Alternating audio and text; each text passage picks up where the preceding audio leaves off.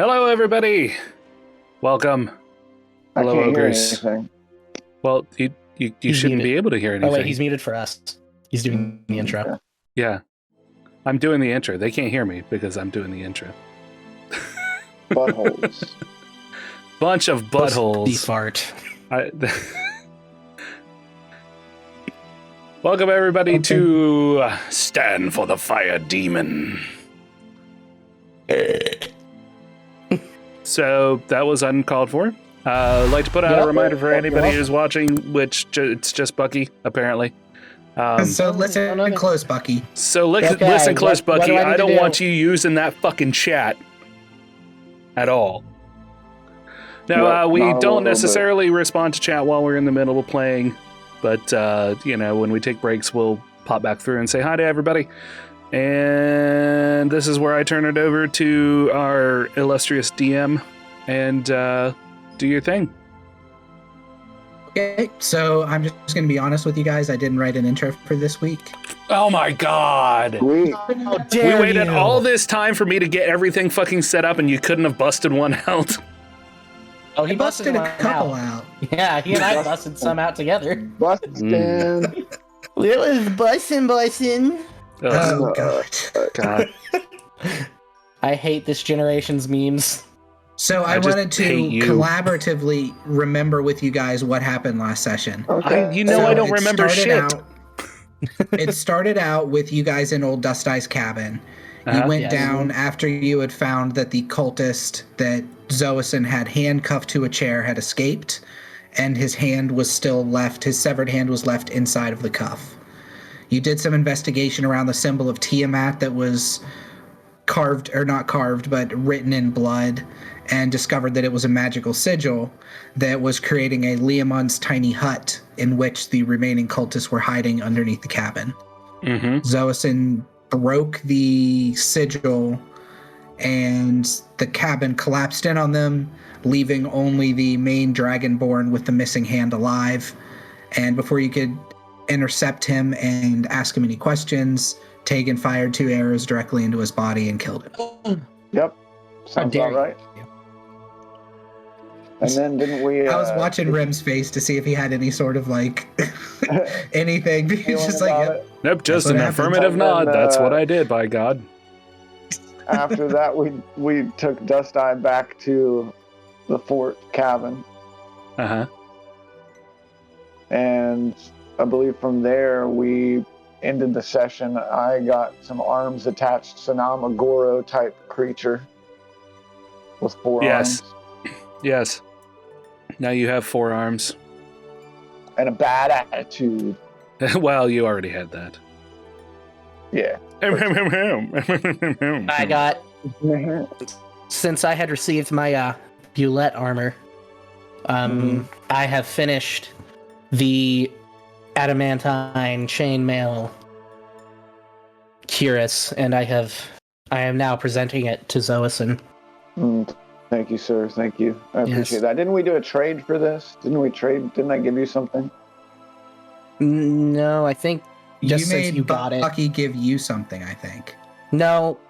But I gave him something in return. I had something he wanted. It was a Vorpal sword or something, or do I have that still? No, that was I gave you that because I already had a decent sword in my hammer, and you lost your rapier. We got that from Ellisberry. No, I think it was just I was gonna make myself the chainmail cuirass, but then I got the Bulette armor, so then I was like, "Hey, Xoasin, here, my guy." You're a good guy. Yeah, I remember that.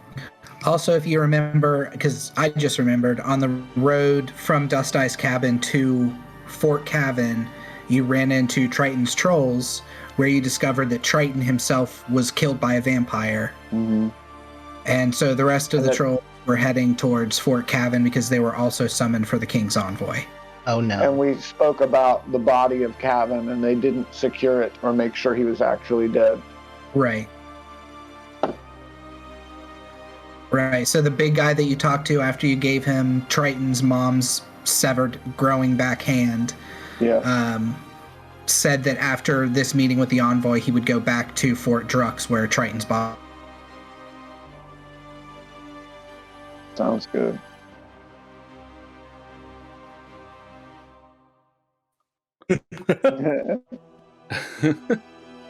Hold on. Start my camera back up. Pop out that. Oh, yeah. There. Now everybody's back.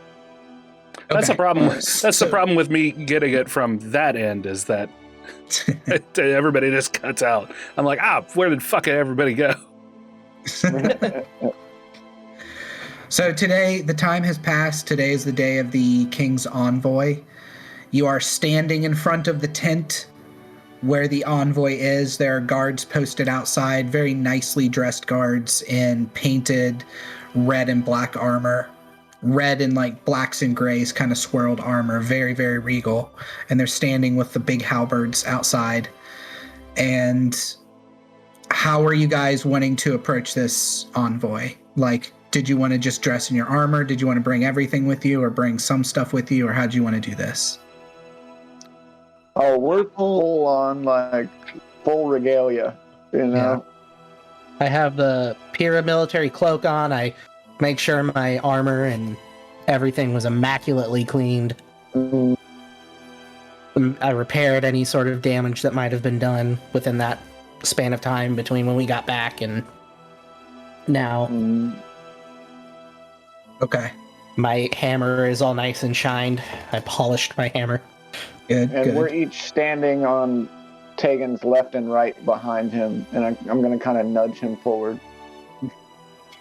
Because we've kind of decided Tægen as our de facto leader. Mm-hmm. You got this, bud. Yeah. You got this. Yeah, Tægen. We got your back. Even though I'm the more... Wait, am I the more charismatic one? Like, stat-wise? I don't know. Okay. Stat-wise, yes. It's stat-wise, though. Yeah, just Should we switch? stat-wise. I'm just No, like, hey, no. I have better charisma stat-wise. Should we switch? Metagame. And I'm like, metagame. quit breaking the third short wall. guy first. Short guy first. Or fourth Okay, wall. so standing in front of this elaborate tent in all kinds of bright colors is a Eladrin. I can always never pronounce that correctly. Is Eladrin correct? Yeah, I think so, yeah. It's however you want to, Pronounced from baby. The blood fields of Ishtar. I don't know if it's Eladrin or Eladrin. Eladrin one. sounds better. Okay. It sounds And more correct. Eladrin with tan skin and a shock of red hair. He stands about 5'6". He's wearing green mithril mail over a tunic of red, black, and gray. A small sickle hangs from his belt. His face is smooth with obvious blue makeup around his eyes. Hmm. He does like a crazy hand motion, like he's going to bow, but he doesn't bow. Hmm. Almost like he's waving you forward or expecting you to do something to him. All right, I'll give a salute. I was gonna say, is he wearing Stand any at kind of attention. insignia that says like what his rank is or anything? No, he is not wearing any sort of military insignia. He's just dressed in military colors, Okay, besides the green mithril. then I'll give the. Wait, what was it? This way or is it this way? I forget now. This way. Ah, yeah. Open mouth Yeah, it's dog. a dog. Open mouth dog. Okay. Give the open mouth dog signal and start to approach. We'll follow. Yes. No. He walks up to you in turn, nod, and he stands. How tall are you, Tægen? 5 foot beans? 5 foot beans. Yeah, I think so. Nice. Oh. How tall are you in scrambled eggs? Respectable. Seriously, Bucky, let's take this a little seriously, huh? Sorry. I genuinely don't remember. I have to bring up my character sheet. Okay, well, regardless, this Eladrin is short for an elf. He's Okay. 5'4". So he Mhm. he walks up towards you and he stands, towards your chin, and he looks you up and down, and then he kind of pokes you, not hard, but he sort of pokes you in the chest, and he says, "King Enterog's vizier awaits you. Make sure you show the proper respect." Hmm. I'm gonna like side eye look over at Xoasin and be like, what the fuck is this guy's voice? I look down at him and I say, stifling always. laughter. He steps back like 6 inches and then moves off to the side with his arm pointing towards the flap of the tent. I'm going to lean in to Bucky. What a wang. Right? What a wang. What a wang. Right? So imagine hearing that voice. As you walk through, he never gets laid. As you head to go through the flap of the tent, Buckenwald, he punches you in the stomach. Not hard, but like to get your attention, and he says, "Stop slouching!" I'm a dwarf, you dumb fuck. I'm gonna gasp audibly. I'm very sorry for this intrusion, sir. The Eladrin stops what he's doing, and the guards around all also audibly gasp. And the man that you're talking to pulls his tunic up and adjusts his mithril armor, and then he adjusts his collars on his wrists, and he says, "How dare you!" Also, I'm 5'8". I finally found it. Okay. How dare I have to say for yourself, Buckenwald? He's the one being racist over here. He gasps again. "Sir, how dare you? I've known many a dwarf in my life." Have you named one?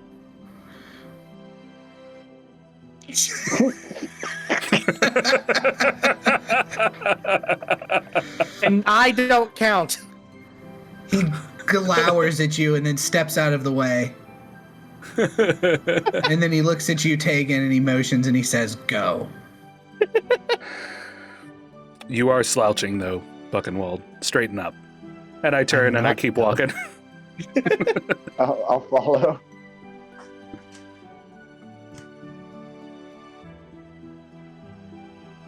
I give the guy the side eye and then I follow them. He just insulted the personal assistant to the king's vizier. No big deal. No big deal. How chaotically neutral is that?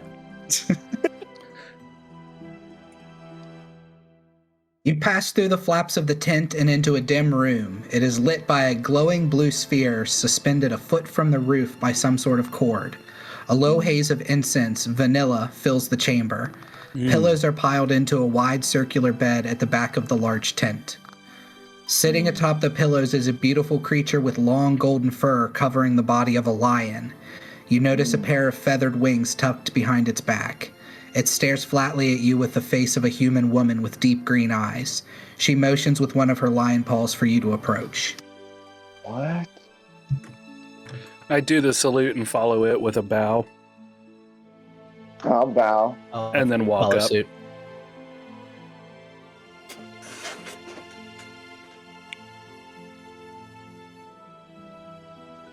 So I put it in the stand for the fire demon chat. It basically looks like that, only with a human woman's face instead of a lion face. Okay. So it's a griffin with a lady's face. Got it. Yes. Wow.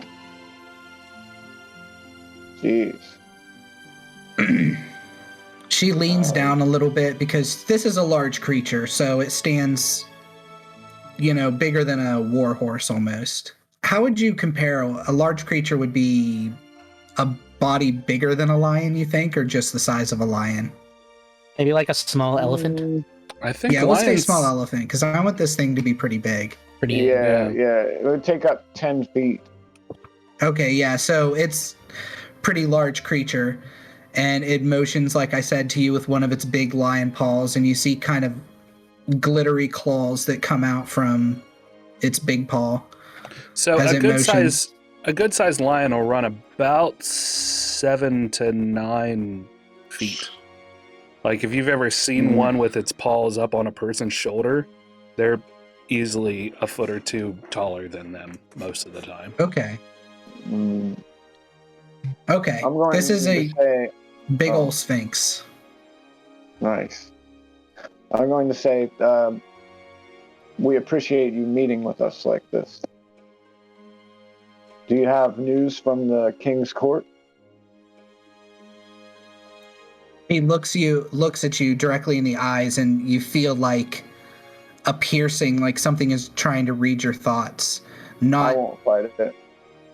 Okay, I was gonna say, it's not enough that it feels like things are actually wrenching thoughts out of your brain, like magic that you've probably run into before.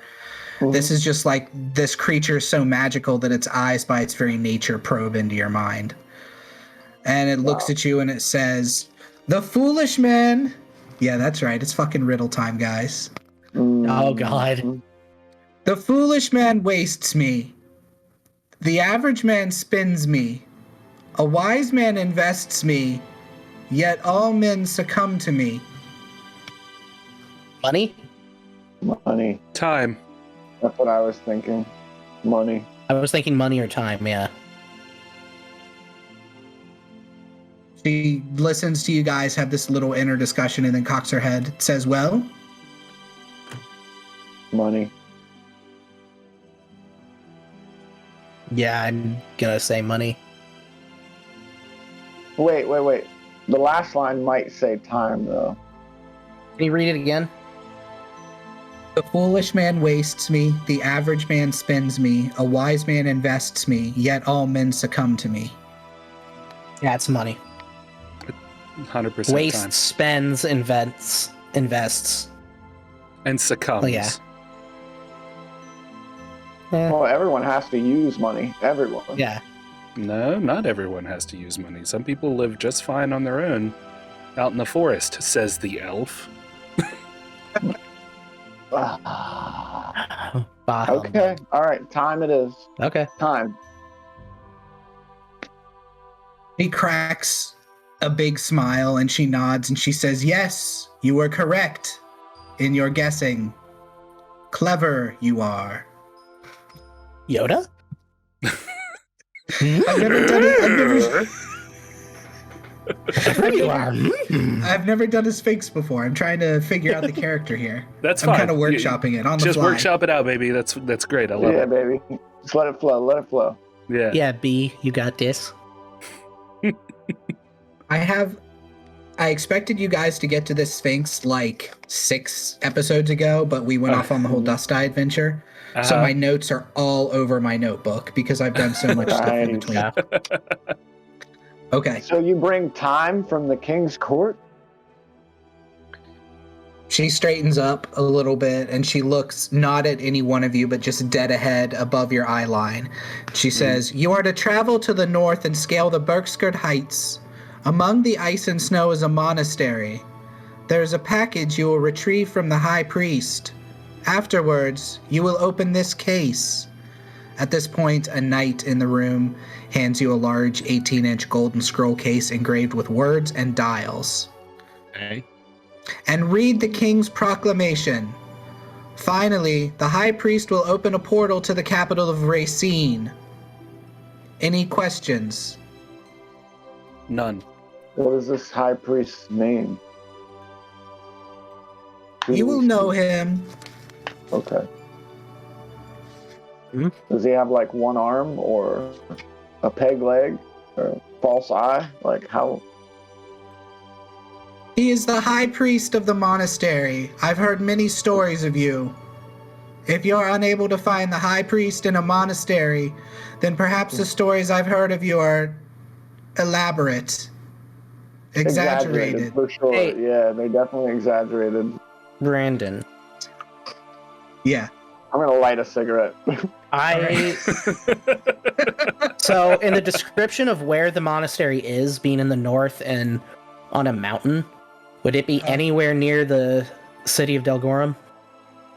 You can roll. Let me pull up my character sheet so I can tell you the right thing to roll. Because yes, that definitely you have an option to roll there because. And okay, what would I roll? I'm Insight? looking that up right now. Give me one second. Knowledge Yeah, of I'd say some sort. insight. Okay, it's good.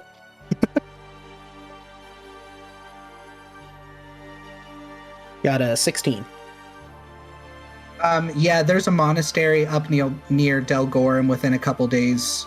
A hard ride. It's once you get outside of the city of Delgorum, past the walls, it's like very, very heavily snowy and avalanches and stuff. So it's kind of a perilous ride, but there is a monastery there that people go to from all over. They give, basically, if you're broke or poor, you can just go to this monastery and live there, and they supply all the food as long as you work. Okay. I'm picturing High Hrothgar when you say this. That's actually one of the pictures that I used as an inspiration for it. So cool. High Hrothgar a little bit, yeah. Would I assume I wouldn't have been there in my life? Probably not. Not with would I know the name from like storied travelers and since I live so close? Not with that shit roll, you don't. Oh, god damn it. I know of a monastery near the city of Delgorum. I heard stories about it when I was younger. I can't... The name is right there, but I can't think of it, though. While Bucky is thinking, I'm going to address the Sphinx. Okay. So, do you bring any news of the goings-on in the land of Pyrrah? Have you spoken with Triton's trolls? I have not yet. They are next. But in the kingdom's history, in the stories of this kingdom, the dragon from the north continues to approach and attack. But the king, in his infinite wisdom, has proposed a treaty with the queen of the dragons. She is to appear in a few months' time.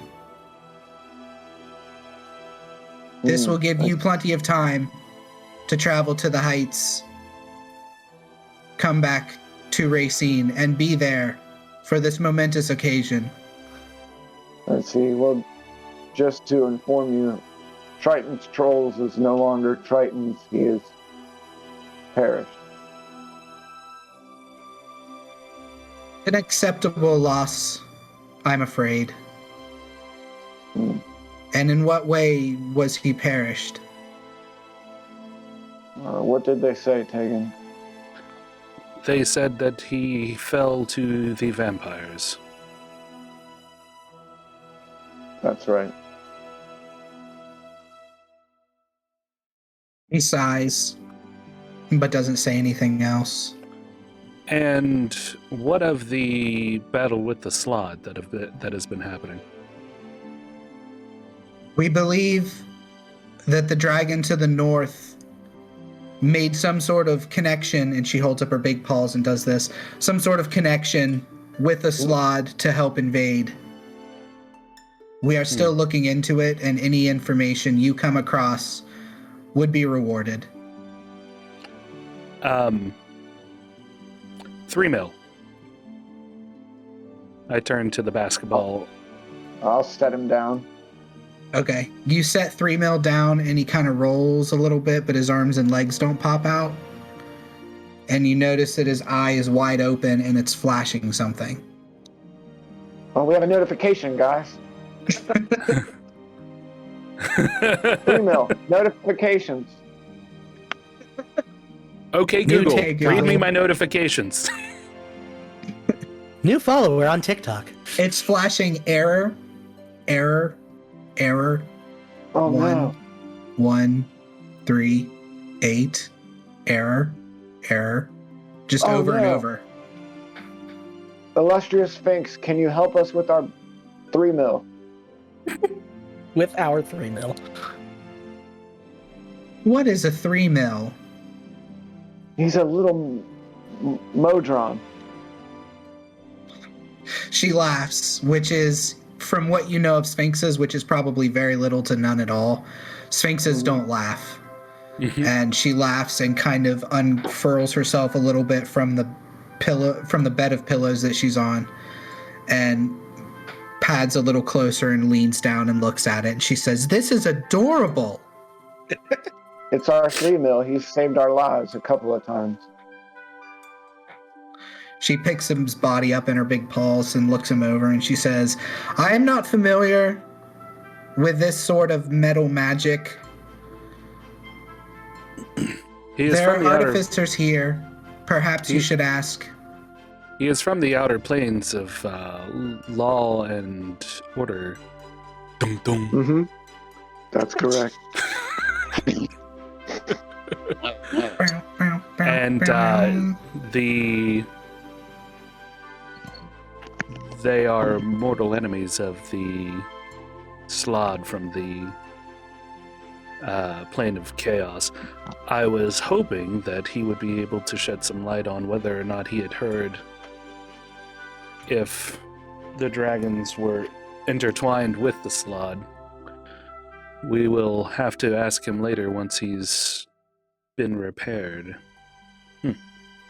I would perhaps talk to the artificers in this fort. Mm-hmm. We will. Straight away. That's our next stop, as far as I'm concerned. Indeed. But let me ask you one more thing. Unit. Okay. Yes, so Sphinx. 1 second. I'm getting there. It's finding that other riddle. Yeah. She holds up 2 fingers of her paw, and she says, 2 bodies in one. The longer I stand, the faster I run. What am I? Oh, shit. Huh. 2 bodies in one. The longer I stand, the faster I run. Damn. That's a good one, Brandon. Yeah. That is. I'm stumped. That is not one that I've heard before, and I've heard a lot of riddles. A lot of times, like, I don't remember all of them at all, but like when they're said, it tickles a part of my brain, and That one doesn't. I remember them, but yeah, this one doesn't. The longer I stand, I am made of 2 bodies. Say it again. 2 bodies, 2 bodies in one. The longer I stand, the faster I run. 2 bodies in one. The longer I stand, the faster I run. We're going to be here for the next hour trying to figure this. Is it a waterfall?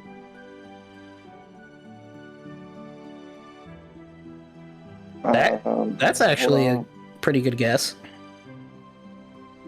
Or a dam. It doesn't meet all the criteria. I want to say a timepiece, but it doesn't make sense either. The faster I run is the part I can't. Yeah, because I was thinking a dam just because it's 2 bodies of water, but they can become one. Yeah. And then the longer that the dam is standing closed, when it opens, the faster the water runs out of it. But I will tell you that Ethan's on the right track with his line of thinking. Waterfall? With the waterfall? No, with timepiece. Oh.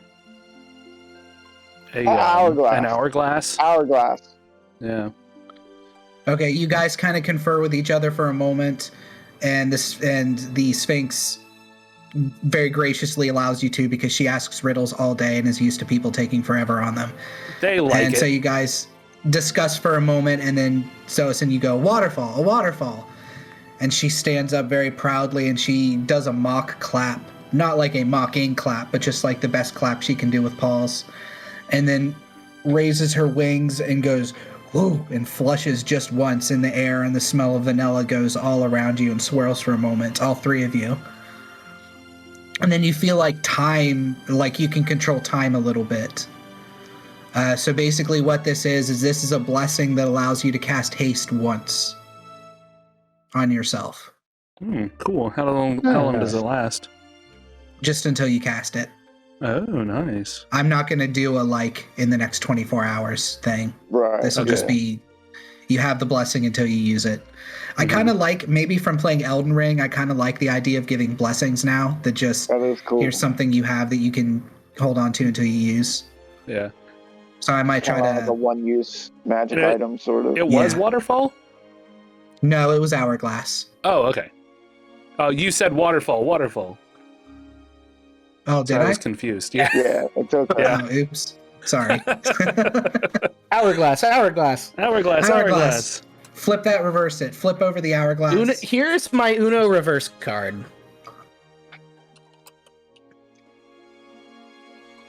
And there's haste for anybody who needs it. Haste is a pretty badass 3rd level spell.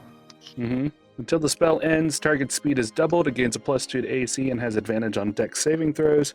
Gains an additional attack action on each of its turn. The action can only be used to take the attack, one weapon attack only, or dash, disengage, hide, or use an object action. Okay.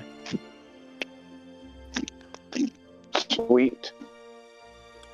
All right. Then we better take 3 mil of the artificers. That's what I was going to say. I will bow and thank you for the information. She bows and she says, "You have impressed the king, and you will continue to impress the king as long as you can secure this package and bring it to the capital." We will do so. There's no doubt in my mind. She does like kind of a circle like a cat does, and then circles around onto her bed of pillows and then flumps back down. I salute and bow Excellent. again, and then turn on one heel and walk out. Okay. I follow suit. Yep, same. All right, you guys walk out and you see that the next people in line are what's left of Triton's trolls. So you see the small halfling, you see the big guy, you see the elf, and you see Desna now. And they are waiting there, and they're the vizier's assistant that Buchenwald attacked is like adjusting their armor and like rubbing off things. So, and Desna gives you a little wave. I'm going to lean into Desna and go, "Remember, hourglass and time. Just in case." She smiles, a little confusedly, but she smiles and says, "Thank you." As I walk past Desna, I say in Dwarvish, "Don't let that elf give you any shit. He doesn't like dwarves." I don't know where you're getting this idea that he hates dwarves from. I don't know. He couldn't. He said he knew dwarves, and he couldn't answer me. He said when I said name one dwarf. So we are at the fort where Triton has been brought, right? No. No, he's at the other one. Yeah, Triton is at the original fort. And that would be a very long backtrack. Yeah. Okay. We're gonna get back there, and everyone in Fort Redux is gonna be. I'll grab whatever random sumbitch that's standing around. Okay. And excuse me. Yes. Could you direct us to the artificers? Absolutely. Okay. He adjusts his little mustache that he has, and he turns. This looks like not a knight, but one of the knights. Oh shit! What are they called? Pages? Is that what they are? Squire. Page. Squire. There we go. Is it a squire? Yeah. A squire? Is it a squire? It's a squire. Is it a Dreadwraith? Yeah. And he leads you. As he starts to lead you, Xoasin, you remember that you've been here before. You were at the artificers earlier because this is where you got your arms attached. Oh yeah. Don't quote me on this, but I think a page is an assistant and a squire is somebody who's learning to be. Okay. Yeah, I'm probably wrong. Is it still just Bucky in the chat? Yeah, looks to be. Okay. I don't think anybody else has come. So we've offended the one person in the chat right now. I'm offended. I mean, it's Bucky, so no.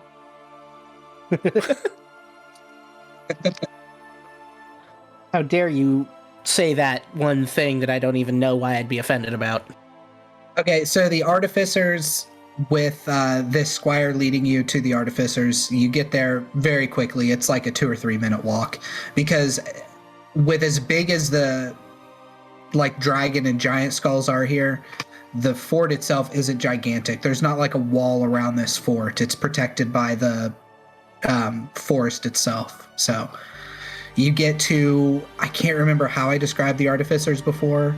I think it was, they were in the building that was on fire, I believe is what it was. So the building where you saved Enoch, the alchemist, when you first got into town, you're led to that building, and there's now wood patched over the eye holes that have been singed, and it looks like they're being treated. And the squire that's leading you points, and he says, "It's right down there." Oh. Well, thank you. He does a Pyrrah military salute, and he leans into you, Xoasin, and he says, "I've got your trading card. I think you're the coolest." Thank you. I'm gonna pat him on the shoulder with one of my free arms. And then inside of this room are stairs leading downwards. You go down like dirt carved stairs where this was clearly just a hole dug in the ground. But then as you get into the hole... Once we're out of earshot, we have trading cards? What? Yeah, it's this thing I started up when we passed through Fort Drux. I figured it would help our reputation. Ah. Okay, interesting. What did you put on my trading card? I remembered something about trading cards, but I honestly couldn't. I thought we had talked about it, didn't we? No, I just made that up just now. Oh, okay. Then I am drunk and we were talking about something else. You did have collectible action figures that you bought from the... Yeah. Yeah, that's what it was. That's what it was. All right, anyway, we're going down into this hole. Ugh. Yeah. Yeah, you go down into the hole. It is dirt. And then as you go further into this area, it seems to be underneath the actual fort itself. The walls start to be made more of polished metal, and there's like blinking lights in the ceiling and stuff. And you come out into a big open room with a bunch of artificers just working on... Smells like oil, and you can see sparks shooting and things screaming and all kinds of stuff. I'm going to walk quickly into the center of the room and go, "Help! This is a bit of a urgent task. Our Modron is errored out." The artificer that you talked to before, who I actually named William before Bucky named his friend William, so there's 2 Williams at this fort. Okay. So Xoasin, your William runs up, the one that helped you put on the arms, and he says, 3 mil? There's something wrong with 3 mil? Yes, here, look. I'm going to hand him the basketball. He takes it and he says, 1138, error 1138. What do you think it means? Do you have any idea? Can we just turn him off and back on again? We could try. At least he's not putting out a 404. He starts turning 3 mil over and over, and he says, "I don't know how to turn this thing off." Maybe we need to take... Maybe it's an error. We need to transfer something from 1138 to something else. Because I get the reference, Brandon. I don't know what you're talking about.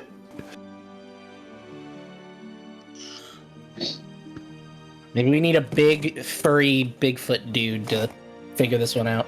It was either error 1138 or error 69420. You never want that error. Yeah, no, you don't. I don't know what you're talking about. Me either. Well, then it's on you, Bucky. Yeah, you gotta help us out. Okay. Yeah, because you guys don't understand a Star Wars / George Lucas reference. Okay. So he's turning, like I said, he's turning 3 mil up and around very, like, hurriedly. This is a human man. He's kind of grizzled in his 50s. And he says, "I don't know how to turn this thing off or on or whatever." And he rushes him over, carrying him to, like, a kind of operating table almost and lays him there, and he says, "Do you want me to try to take him apart?" No. Is there anybody else who might be able to help us as well? Yeah, I can get all of us on this if you want to, Xoasin. Yeah, I'll pay him. Could I take a look at it first? Yeah. Sure. Okay. So I'm going to go over to the table, and I'm going to look at the... First, I'm going to look around and see if I see any sort of external markings that could possibly be like an on-off switch button, whatever. Okay, that would be a... Perception?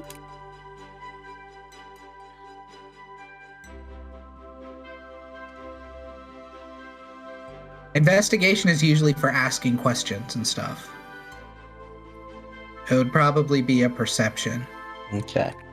Or no, you investigate with your hands, right? You perceive with your eyes, investigate with your hands? Yeah. Okay, yeah, roll an I'm investigation. turning him with my hands, but okay, yeah, so roll an investigation. Great. Dear RNGesus, please let this roll good, because I have shit investigation. Fuck you, Bucky. That's the wrong chat.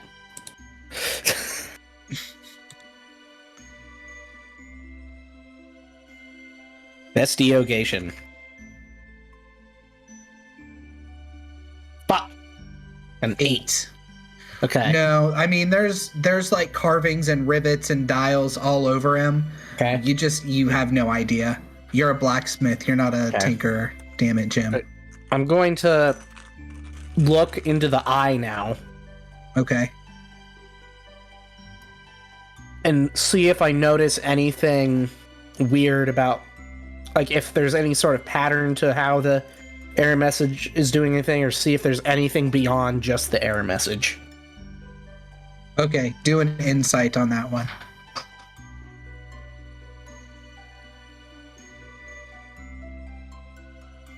$16.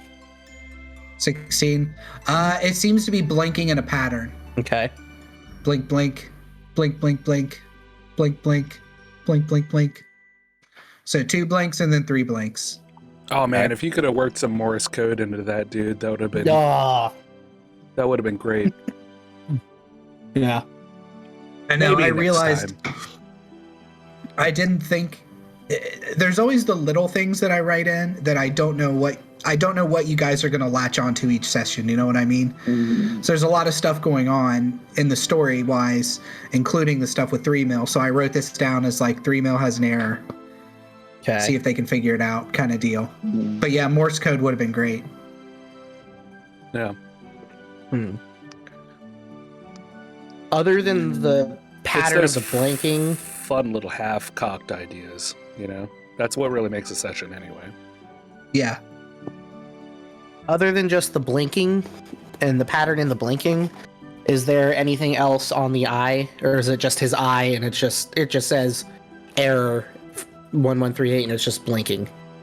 His eye, from the way 3-mil is built, from at least how you can figure it out, his eye like rolls around inside of his skull, kind of like if you've seen Harry Potter, Mad Eye Moody's eye. Yeah.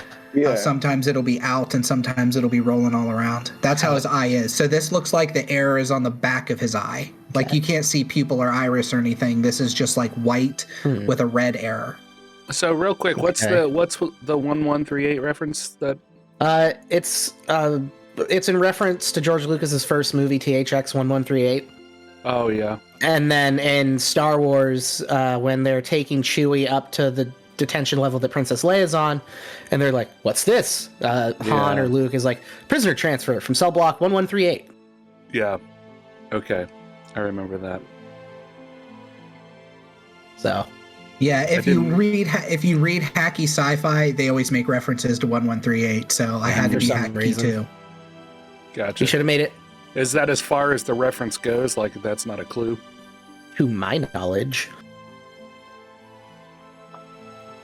Brandon knows, he's just being a dick.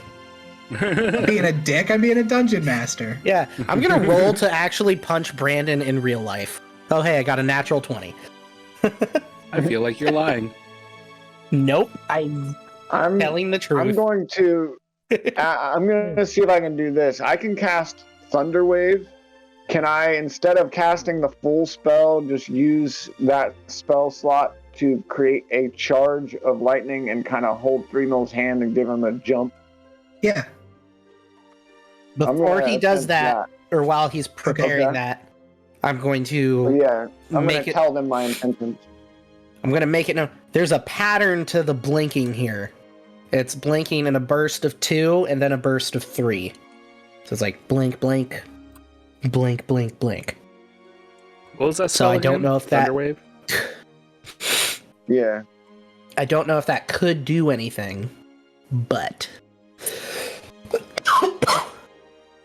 Yeah, I don't know what to do with that. You hold 3Mill's hand. His arms, you have to like kind of pull his arm out of the socket a little bit from where it is, or out of the recess that it's in, so you can hold his hand. So it's like half out of his body. And you cast Thunderwave. You have your spell book. Is Thunderwave's a first level spell? Yeah. Yeah, first level evocation. Although I didn't think I wasn't sure if it was going to work because it doesn't create lightning. It's a force effect. Is it a force effect? Then do I have anything that does lightning? It's 2d8 thunder damage, but thunder isn't lightning. Thunder is just sound. Very, very frightening. Hold on one sec while you look that up. Yep. Are you going to pee? Because I'm going to pee. I've got it up in chat there. Well, no, I'm looking at my other spells to see if I have anything that has lightning or anything like that. I kind of want to just see if I can... Witch bolt, modify a spell. Firebolt. I mean, he may let you if you do like a spellcraft check. Yeah. Which isn't really something that exists in 5e so much, but base it off of your, because you're a wizard, right? So it'd be based off of your intelligence plus your spell level or something. I don't know. Or your caster level. Yeah, I don't want to cast the whole spell. I just want to modify one base. Back to see if I have something that would mix.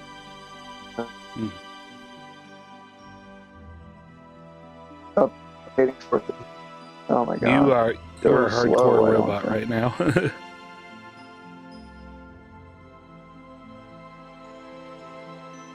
Oh, come on.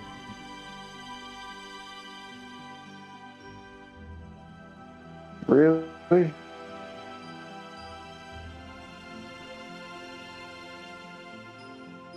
All right. Can you... I can't hear you. Kind of locked up.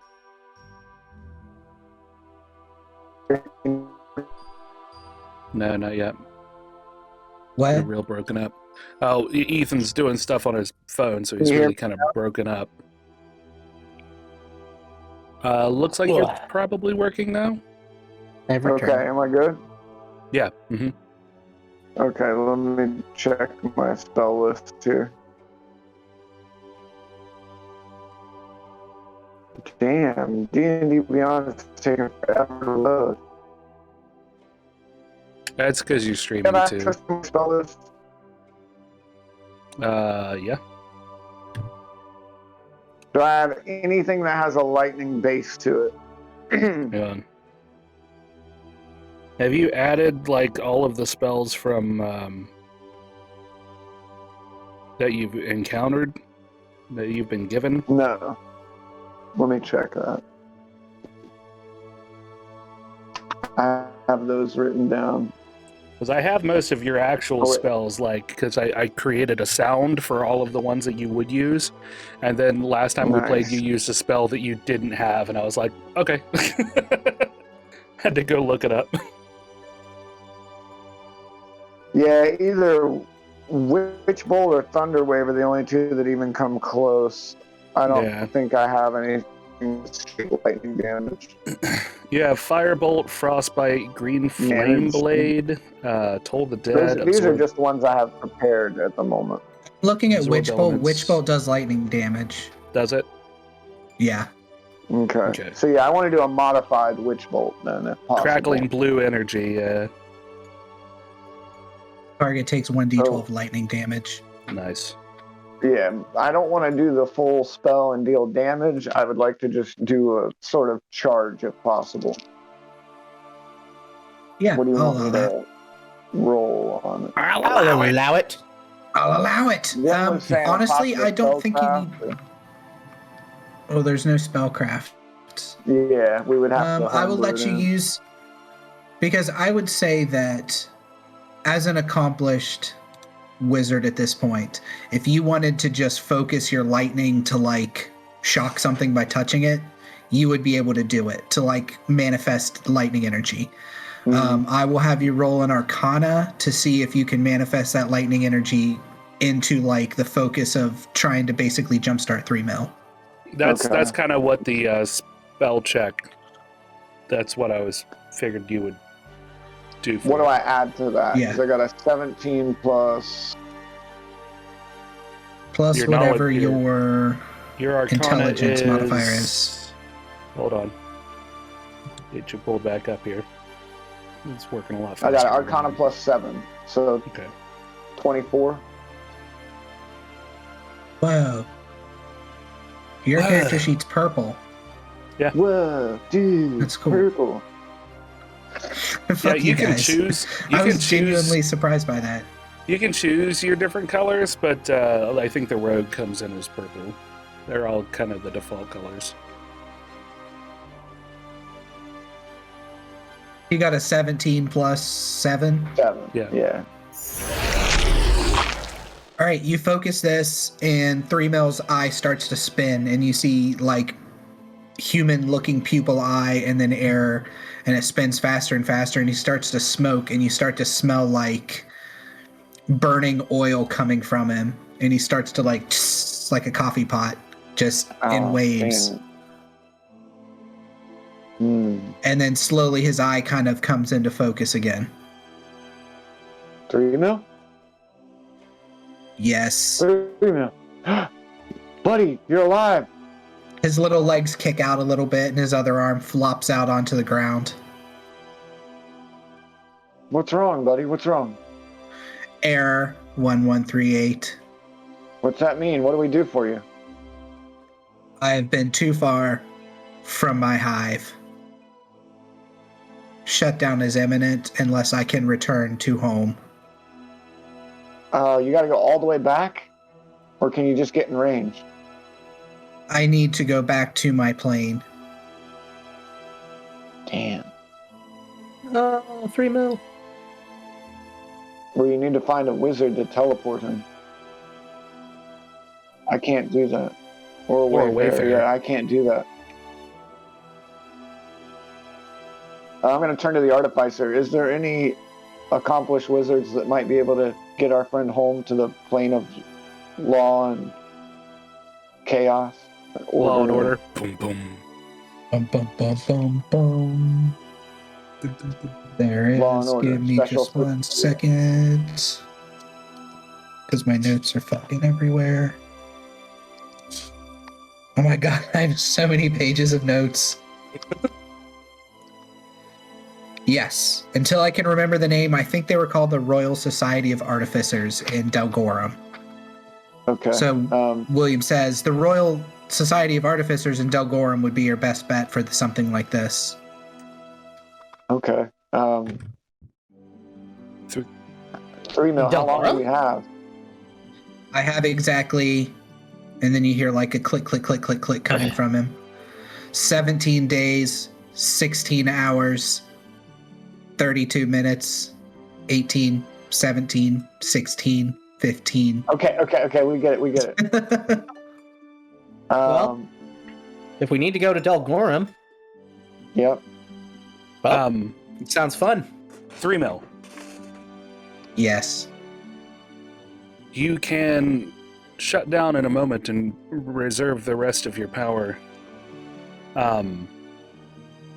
What is the best way to pull you out of a sleep state if we need you? Knock twice, then knock 3 times. That's the pattern. Ah, good. Real quick, have you heard of the Slod working with any dragons? The Slod work with many creatures from the plains. Dragons, unless they are very large ancient dragons, do not come to our plane. Okay. The Slod are creatures of chaos. Some dragons may find themselves working with Slod. So, all right. 3 mil, after you go back, what happens to you? Do you get to come back to us, or do you have to stay there? I went rogue. I was attacking the Slod ship when you found me. I was doing some crazy mercenary shit. I thought I was hardcore. I was doing some crazy mercenary shit. I thought I could break out on my own, but the call of the hive is too strong. Okay. I'm gonna roll an Arcana, if you'll let me, and see if I know if there's like a certain way to sever this sort of magical control, or if this is like a mechanical thing built in. I'm gonna just roll and see what I know about it magically. Okay. 6 plus 7, 13. So not much, really. No, your best bet would be to probably find like a library with a book specifically on mechanists. Because I know in your campaign, Ethan, you did some Modron stuff too. Mechanist was like their god, right? Well, Mechanist is their plane, and they have the Prime Modron there. Okay. So yeah, it would be a book. It would be a book on mechanists that you would need. So you don't know specific ones, but you know, like, okay, if I found something on mechanists, I could probably learn more about this sort of magic. Okay. So will you be punished when you go home, 3 mil? I will be scrapped. But I am either scrapped here or scrapped there.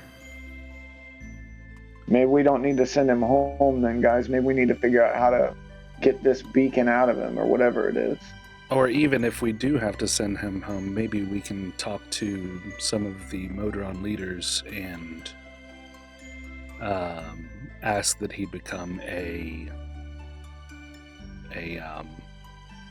free representative. Ambassador? Yeah, an ambassador. There we go.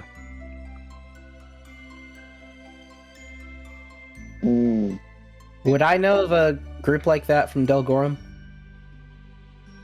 You would know of the Artificer Society, but you wouldn't know like any members or anything about them. Yeah, but I would know that there are people there who could do what we need them to do.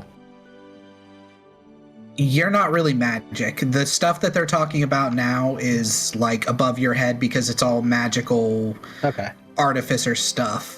You know that there's mages in Delgorum. You probably know like, old Yankee Ted. Old Yankee Ted. Yankee Ted, the wizard. You might know him. He does wizard stuff, but...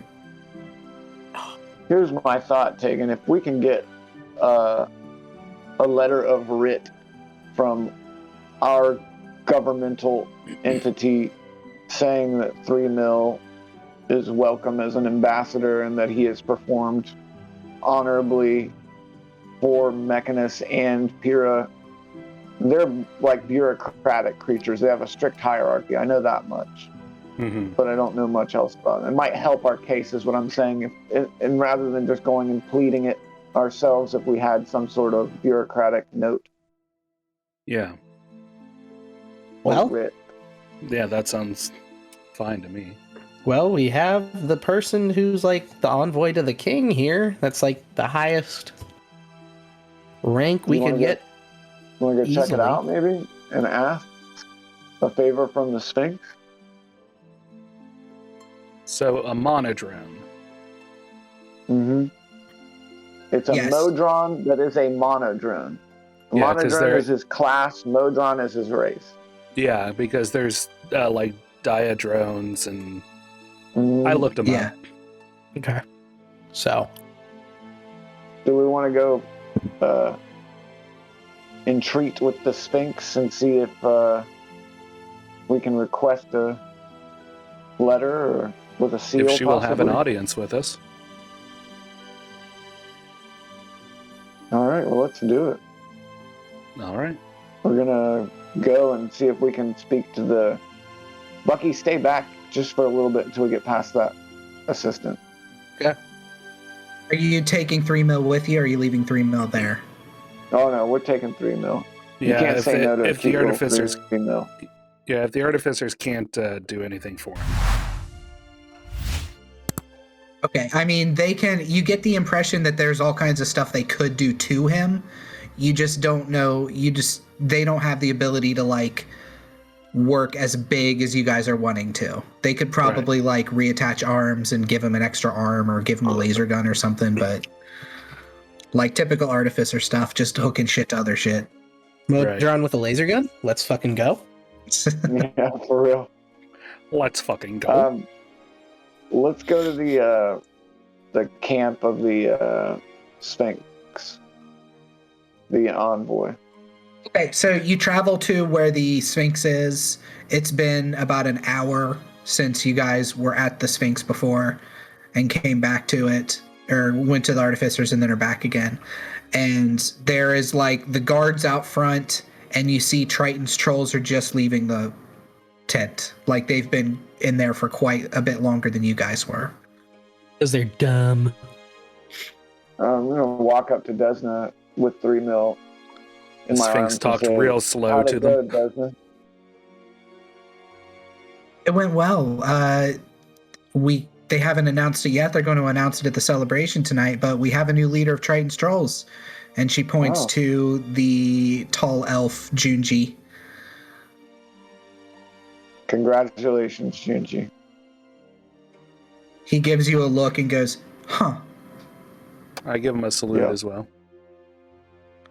Okay, he gives you a salute. May you serve your band well. So, because sometimes I'm not super great at descriptions of things, Junji is supposed to be like the most... Imagine you're 15 and you're watching anime about like a cool guy. That's what Junji is supposed to be, like very aloof and like, huh, and very ridiculous as far as anime goes. So imagine like... Is he cool like Dimitri? No, he's not cool like Dimitri. Imagine like the most cliche anime male character, and that's what Junji is. He's the main character of his own life as far as he's concerned. Okay. Right on. That's what's up. And then the helper, the assistant that you guys talked to earlier, approaches you again, and he says, "What are you doing?" Well, we have, I know this is unorthodox, but we have kind of an urgent matter we must speak with the envoy about, if you will permit us to do so. Allow me to talk to Ibacucio and see.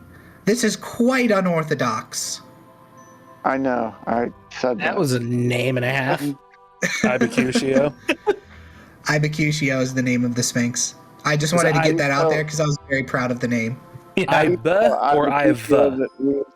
Iba, like Iba. a bird. Okay, Ibacucio. I feel like there's an X in there somewhere. No, it's like an ibis and Mercutio is where I got the name from. Okay. Nice. Please tell Ibacucio that we are begging, pleading, Beseeching. We beseeching. beseech thee. Do you need any other synonyms?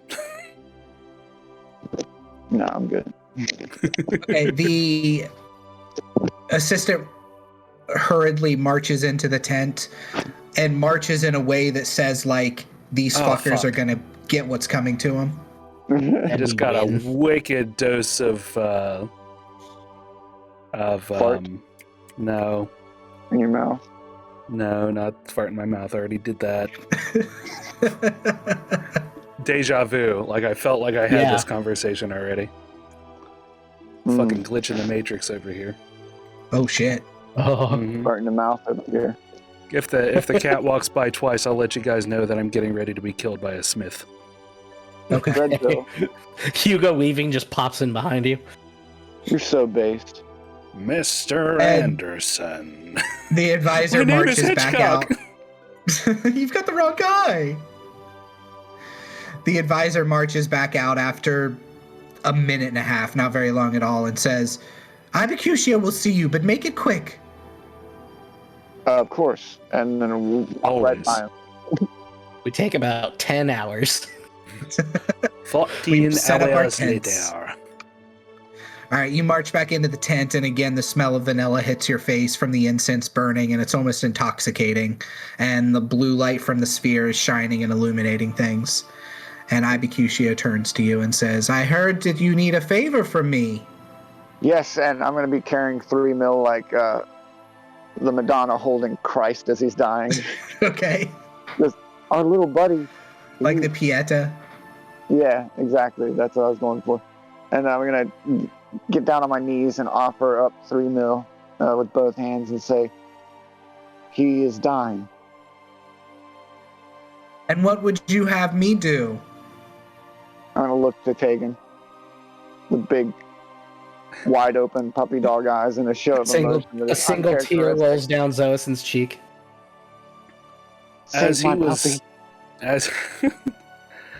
And your cat's looking out on with disgust and disdain, just like all cats do usually. I pipe up and I say,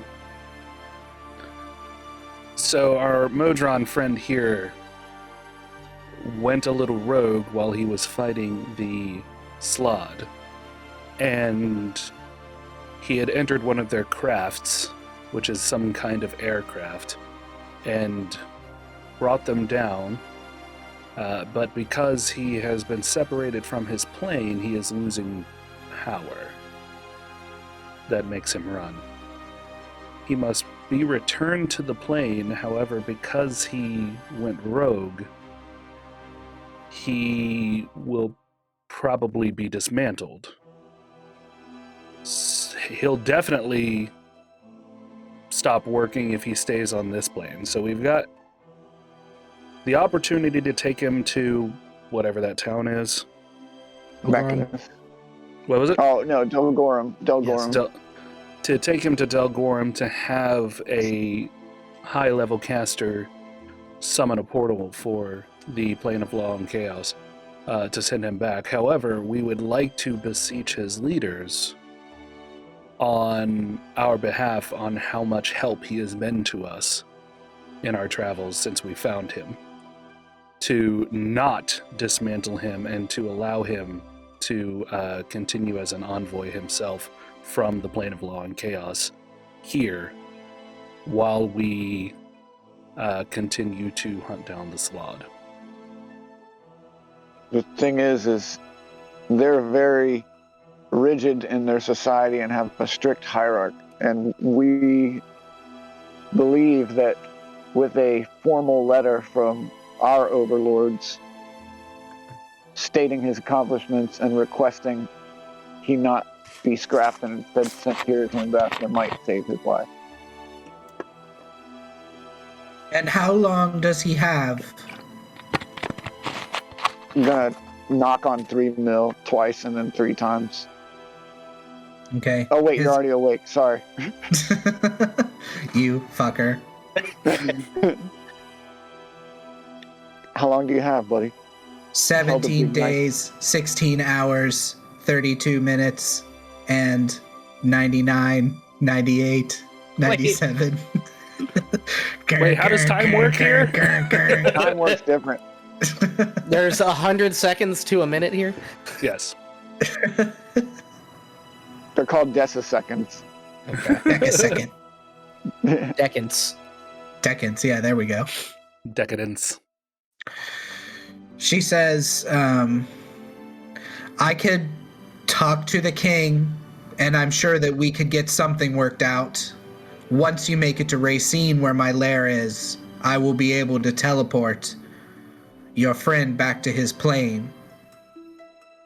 Unfortunately, I cannot do it outside of the confines of my lair.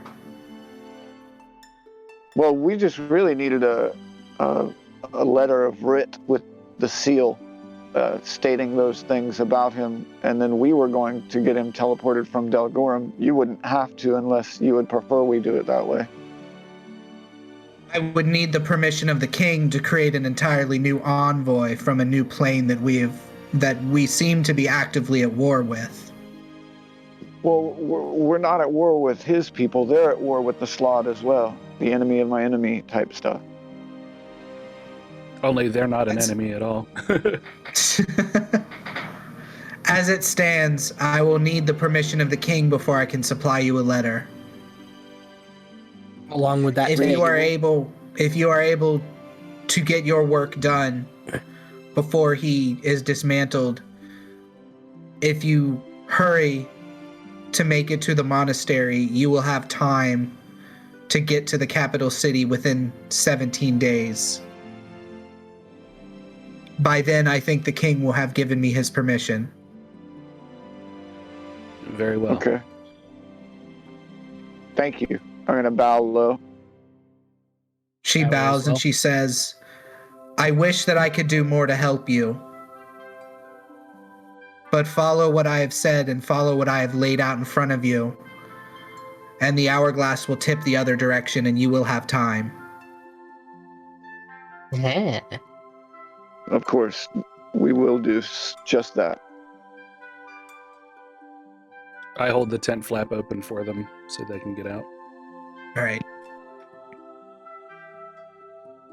All right. Okay, All right, so you guys know your orders. You guys know what you're going to do.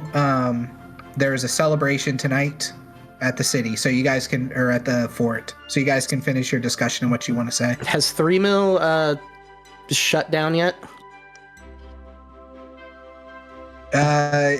No. I mean, if you want to talk to him, he hasn't. He would shut down after conversation to conserve power, but if you want to talk to him, you can. 3 Mil, is there anything we can do to extend the time allowed? If I had anything from the ship that I could eat, wires, buttons, guns, jewels, that would extend my time.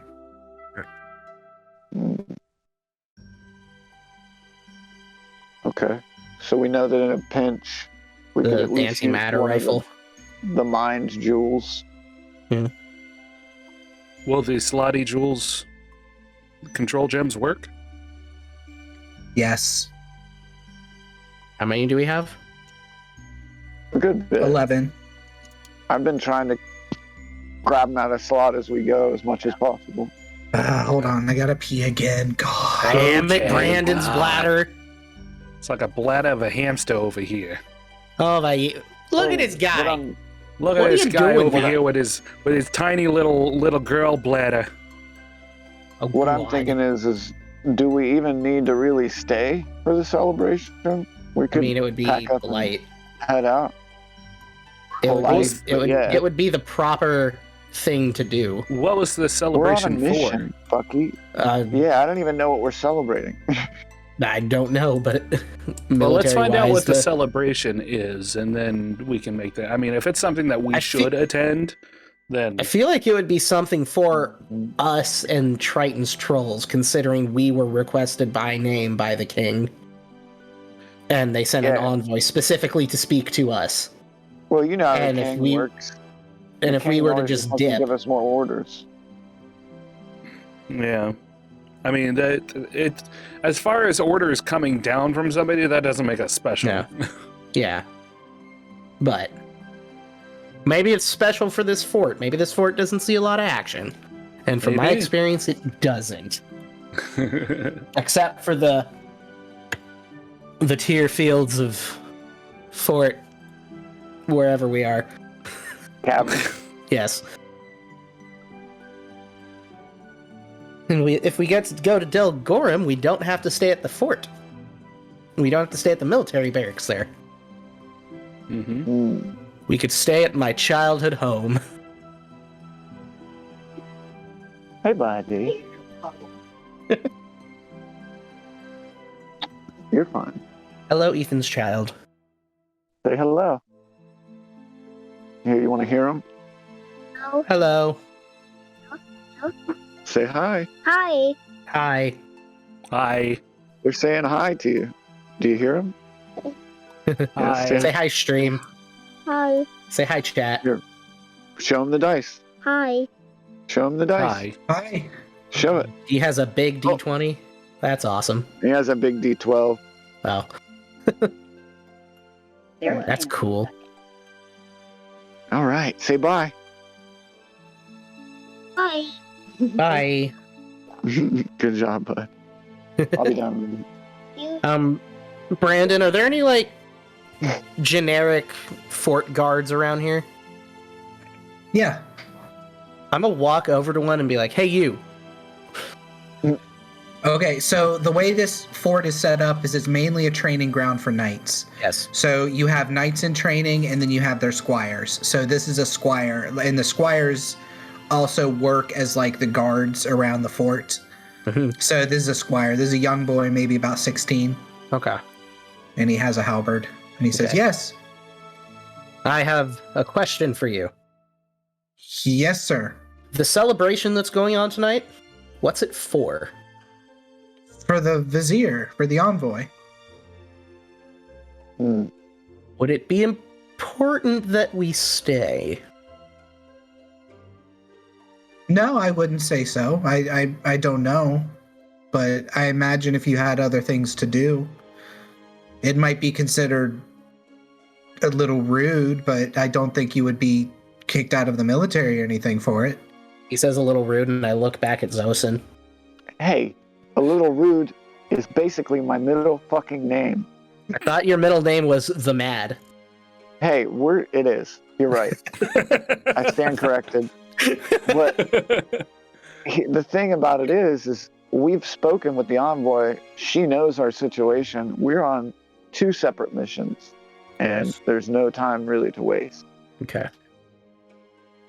Unless there's something specific do they have a baked cinnamon apple pie here that's world famous that you're trying to stick around for? And the red meat off the bone. Mutton pie? We should probably at least let Captain Tiamat know. Yeah. Okay. We should probably at least let Captain Tiamat know what's going on and why we won't be attending if we aren't going to stay. Is Tiamat this for it? Yes. Yeah. Tiamat's the guy. He's the very flamboyantly dressed dragonborn who you could tell clearly wanted to be an actor. Yeah. I've got everything I need from this fort as far as material goods go. Yeah. I'm ready to go if you guys are. But I'd say maybe speak with Tiamat. I'd say let's talk to Tiamat, get whatever last minute travel supplies we need. And Get out. Follow you. Do you know where Tiamat is? I assume giving some sort of speech to some sort of group of people in the main chambers. So the celebration has started, sort of.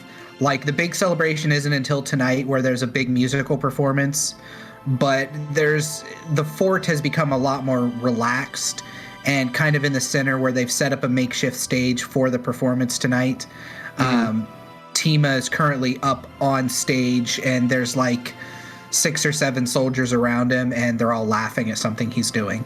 The real question is who's the headliner? Is it Metallica? Because if it's Metallica, I want to stick around. Yeah. Yeah, for real. The headliner is a halfling named Big Tubbs.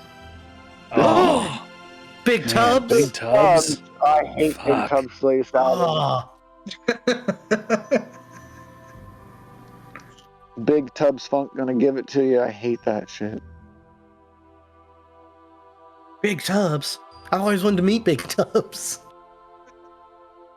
Big Tubbs is pretty well known as far as bards go. I've heard it's up to you whether you want to heard about him or not, but I've heard that the weekdays are opening up for him. LMFAO is opening for him. Yeah. Nickelback isn't anywhere near here. Back. Platinum Silverback. It's just a band of like sentient gorilla people. The Silverback. Yeah. That would be awesome. Can that be a shirt? Yes. Silverback? Silverback. Yeah. It's just a bunch of gorillas with the different hairstyles of Nickelback. I need that Chad as a Kroger, shirt now. Chad Kroger gorilla. The long, like, wavy blonde hair. All right, so you guys want to talk to Tima? You go up to him. I assume Tægen, you're in the lead as per usual. He's on stage, right? Yeah. Okay. But they're on stage with him, or is this like a performance? They're on stage with him. Is it a performance? If it's a performance, I'm not going to interrupt it. It's just Tima stroking his ego. He's in the middle of some heart-wrenching play, and you walk up, and you're like, hey, Tima. Hey, Tima, I got some stuff for you over here. Wait, what's the line? That I have no cream or whatever. But, sir, I have all the cream I need. Okay. We just hear that. Yeah, sir, you hear him. All the cream I need. You hear him finish that line in a very bad little boy British accent, and then everybody laughs. Some of them look like they're laughing nervously and politely, and some of them look like they're actually enjoying this performance. And then he goes back and he says, so that's what I was saying, you know? They did this play and it was great, and I'm hoping that Big Tubbs will perform that song tonight, but I hear that Big Tubbs does his own sort of music. I speak up. For the record, Captain Tima, I know somebody who can deliver that line, no offense, much better than you. I elbow him as hard as I can in the side. And as you do that, I'm going to push you from behind forward a little bit. Yep, without his flinching. His floppy hat moves in the wind as he whips around and he says, and who is this bard that you would put in front of me? I grab Buchenwald by the scruff and I hork him up onto the stage. All right. Oh, God.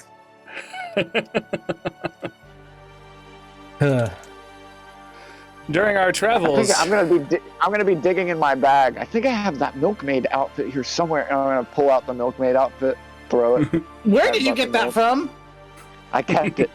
You know I would had keep it. No, remember when we were getting shit? I secretly put it in my pack. Yeah, you did. You did. I'm sorry. I don't have it.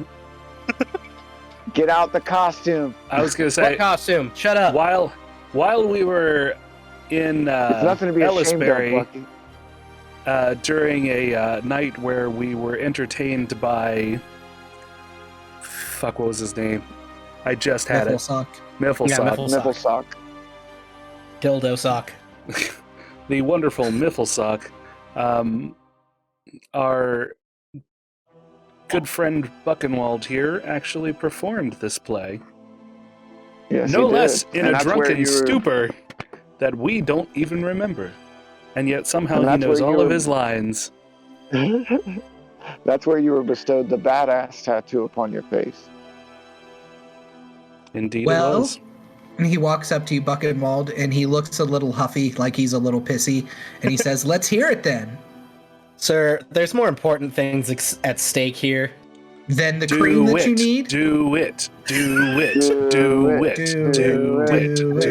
Everybody else on stage begins chanting do it as well.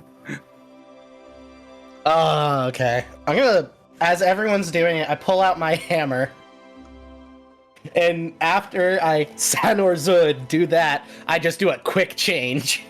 Okay. Nice. The most flamboyant quick change into the milkmaid's outfit possible. I'm going to prestidigitation his hammer into a milkmaid's bucket.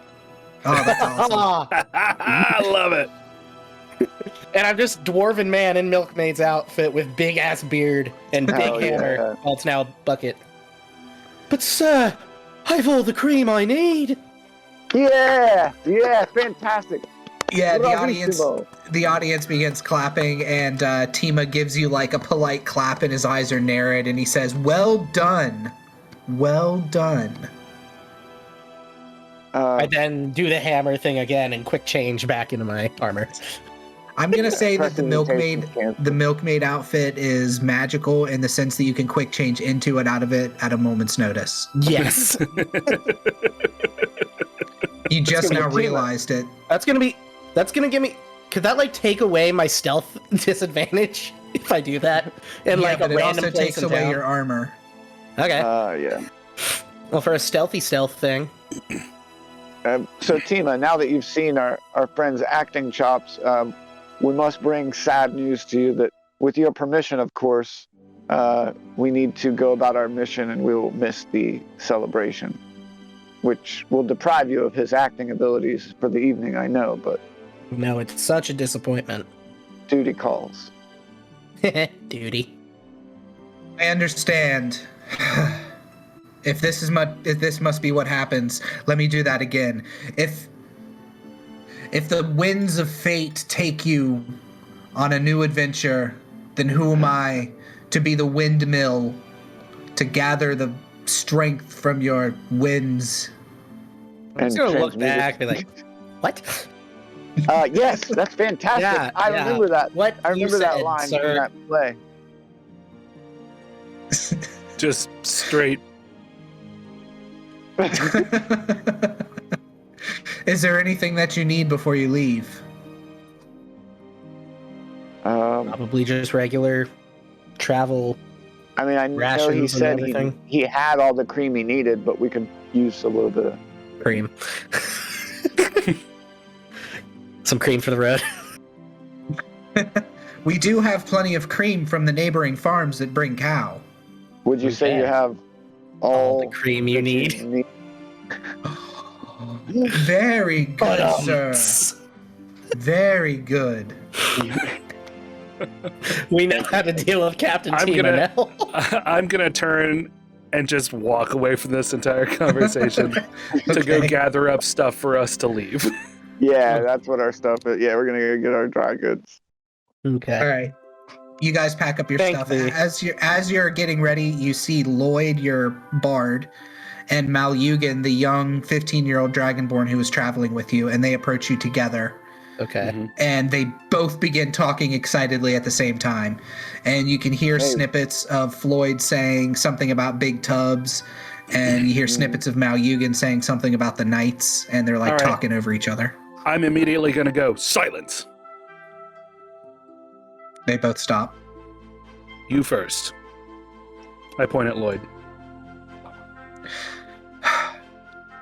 So Big Tubs is performing tonight, and I heard you guys were leaving, but I was hoping that maybe I could stay and watch Big Tubs and then maybe meet up with you guys later, because he's kind of my hero and I'd like to play on stage with him if he would let me, but I'm not sure. But really, the kind of music that he makes is called Dirt Rag, and it's really cool, and it's kind of my inspiration. Yes, you go. They let me into the program. I'm a squire now. I'm training for one of the knights. Congratulations. Thank you. I wanted to thank all of you for it. Yeah. I didn't see much fighting when I was with you, but I saw how strong men handle fighting, and you've been an inspiration. And he pulls out his short sword. He kind of waves it around a little bit. Just remember that fear is the great motivator. Never lose it. As soon as you do, that's when you make mistakes, and you end up dead. He pulls out a notebook and he starts writing it down with a piece of charcoal.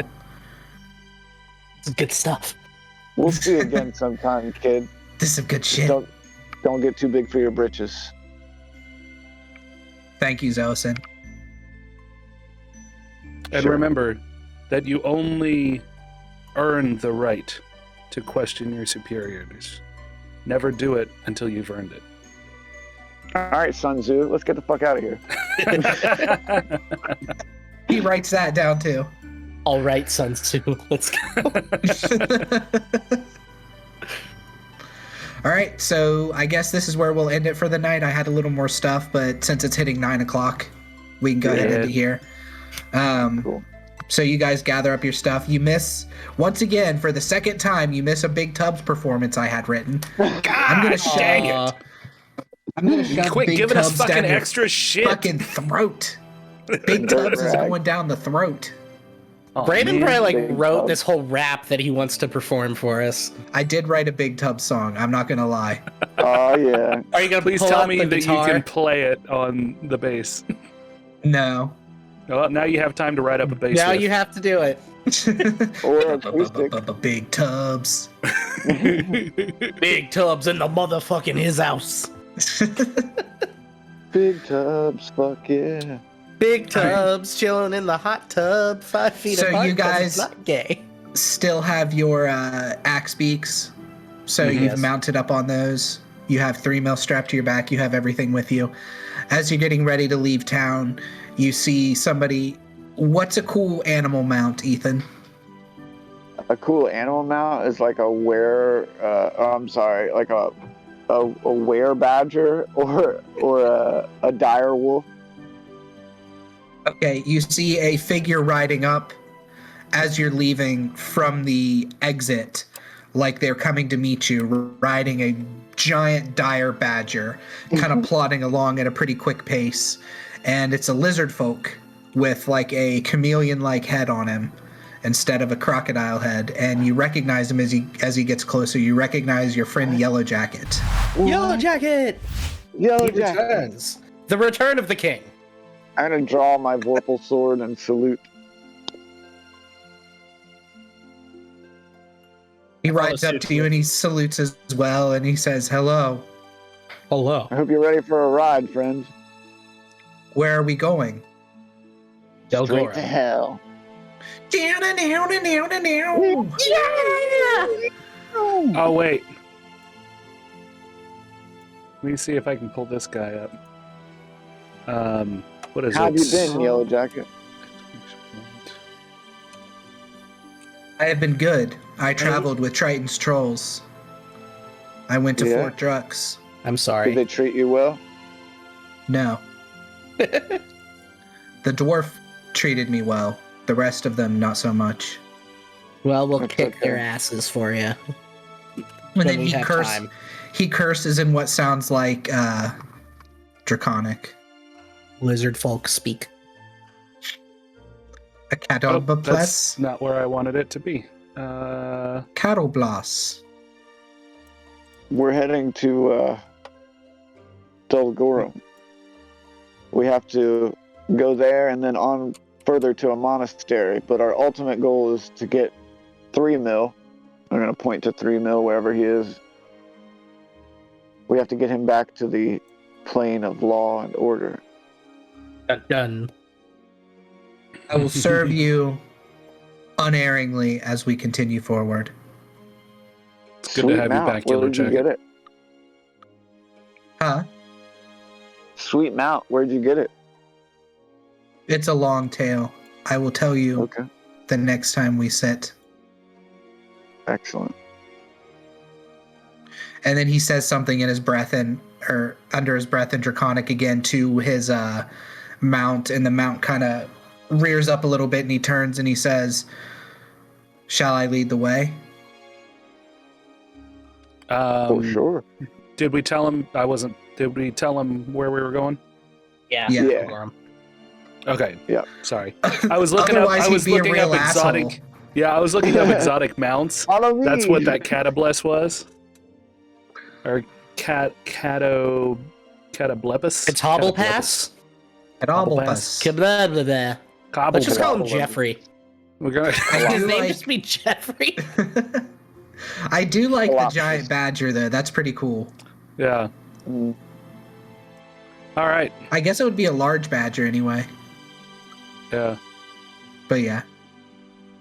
Yes. Lead the way. We ride off into the sunset. We ride off Oh, yeah. northward.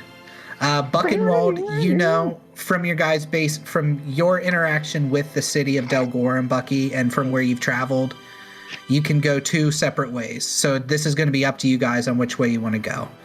You can travel 3 days northwards to the base of the mountain, where there is like a series of ramps and elevators that just take you directly up the mountain to Delgorum. So you're inside of the mountain just going upwards. Or you can travel through Pinebrook, which is the city that's overtaken by lizard folk right now. And then from Pinebrook, you can cut upwards to the monastery itself, completely skipping Delgorum. Ooh. We need to go to Delgorum, though. Correct? Or, Yeah. Well, we're going to the monastery, but we need to stop at. Or do we need to stop at Delgorum? Yeah, Now that we've that's- got the Sphinx, the Sphinx is gonna teleport him. So Well, we yeah. just really need to get to the monastery and then to Racine. Yeah. Is our journey supposed to take us out to Racine? after we stop at the monastery, grab the package, speak to the high priest, and then he's going to open a portal to racing. Oh, okay. Is what the Sphinx told us. Gotcha. Okay. Just So based... Delgorum itself, Bucky, you know that the trip to the monastery would be a lot safer if you were to go through Delgorum. Yeah. It's going to take you like an extra 2 days on your trip to go to Delgorum, and then from there travel to the monastery, versus like 3 days from Pinebrook to the monastery. But you're going through straight up like blizzard and avalanche style mountain to get to the monastery that way. What do we know about the elevators and ramps and ladders? Who made those? Is it goblins or the dwarves? Dwarves? My friend, I'm from there. Oh, wow. Are they derelict, or do dwarves live amongst them? What? Like amongst the elevators? Yeah. Are they still in use, is what he's asking. Yes. Yeah, is it still in use? Is it like a complex that's at least when I was last there, before I joined the military, we used them all the time for like ferrying the mines of ores and just supplies from trade and everything. And they were always kept of the highest standards. I also have training, ranger training for mountains as well, so if we encounter any troubles. We dwarves are strong of Delgorum. We would not let a fight. Delgorum is a very defensible position. Or bypass it with the elevators? Well, the elevators take us to Delgorum. Yeah. Oh, okay. That way we don't have to traverse up a mountain. We basically go into the mountain and then straight up to the city. Well, that's my vote, but you guys can do whichever you please. As opposed to going straight from here through blizzardy terribleness to the monastery, we at least have that, so then we can resupply between there and there. Sounds reasonable to me. At some point, too, you guys will have to figure out exactly where the monastery is. Yeah. Okay. Because you were given directions to it in a sense that it's in the mountains and that it's a pretty big monastery, Buchenwald, you know. Mm-hmm. But you've never been there yourself. So you'll have to at some point get directions on how to get there. Once we get to Delgorum, we should be able to glean that. Would I know of people who go there? Or would I know of anyone who act as guides for people searching for the monastery? Actually, you would. I created this forever ago. There is a group of people called Navinautics Incorporated who are professional rangers. The Sherpas? Yeah, nice. But for the entire continent. Okay. They're like professional rangers. It's a corporation. Okay. Where you can work as a ranger or hire a ranger who will lead you certain places. Yes. Yes. I've heard of them. They're very respected. Yes, and many of them in Delgorum are only there to help ferry people from Delgorum to the monastery, at least that I'm aware of. Excellent. Would I know any of them personally? Or? Probably. Like an old drinking buddy? Roll a dice. What dice? A 20. Oh.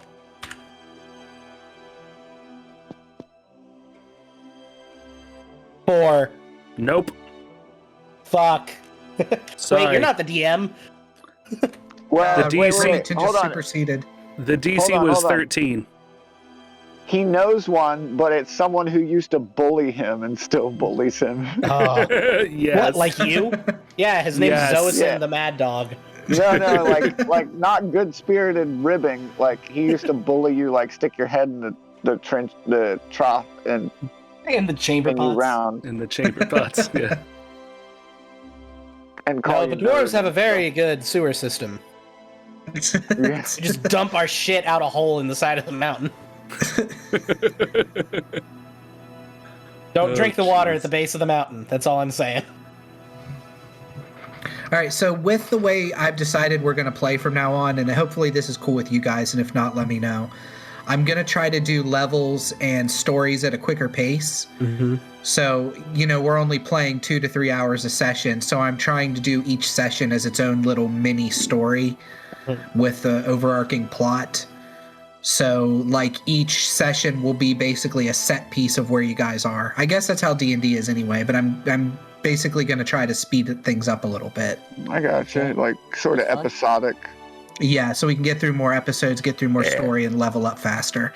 Because I had this like grand, huge story that I'm still incorporating bits and pieces of, but I've written enough that if I were to try to throw it all on you guys, it would take us years to play.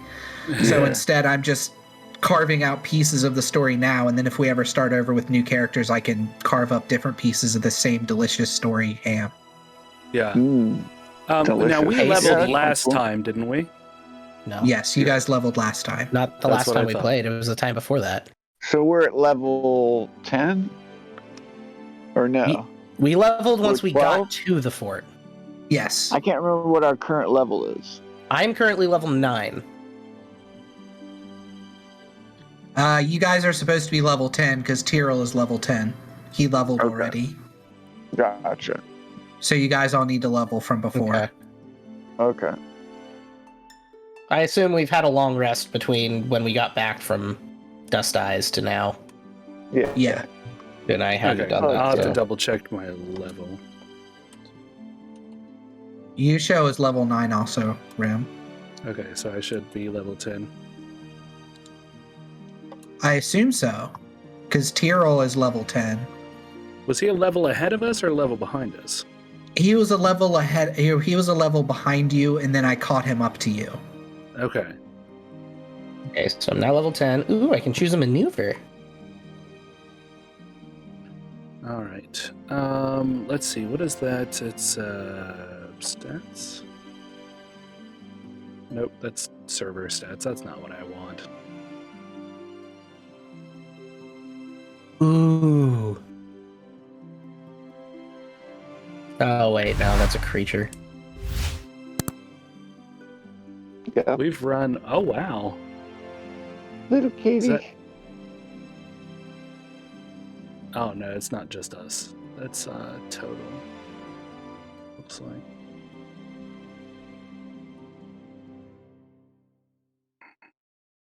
I get maneuvers and I don't know what the fuck to get. Oh, dude, they're cool. I know. That's So it's saying creatures. Does that just mean like any enemy, or does that only mean like animals?